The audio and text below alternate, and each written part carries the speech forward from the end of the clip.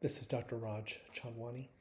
This is a case example of reverse bend wiring facilitated with a dual lumen microcatheter to protect an adjacent diagonal branch during left anterior descending coronary artery percutaneous coronary intervention. Here's an angiogram of the left coronary artery which demonstrates the stenosis in the left anterior descending coronary artery.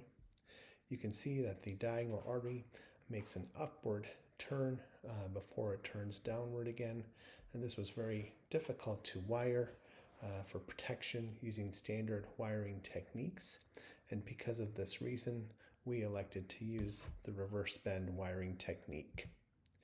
This was achieved by advancing a hydrophilic wire such as a Xi'an black through a dual lumen microcatheter's side port. We then bent the wire to create this reverse bend.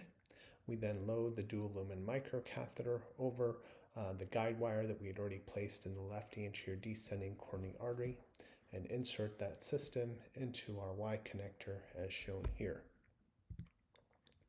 Then we could advance our dual lumen microcatheter with the reverse bend of the Xi'an black wire past the lesion distally into the left anterior descending coronary artery over the original workhorse wire that we had already positioned in the left anterior descending coronary artery.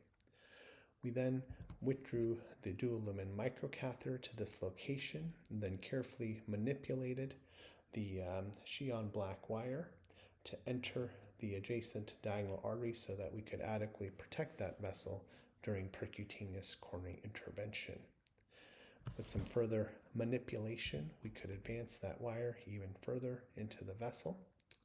I then took an angiogram to confirm that the wire was located where we expected that it would be.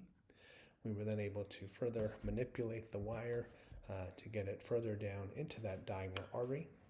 We then performed angioplasty predilation of the left anterior descending coronary artery, followed by drug-eluting stent placement, and achieved an excellent result in the left anterior descending coronary artery with preservation of that adjacent diagonal artery. Although diagonal artery was small in caliber, it was a fairly long vessel, and I was hoping to avoid complete occlusion of that vessel because of the periprocedural myocardial infarction that would have resulted. Thank you for your interest in this case.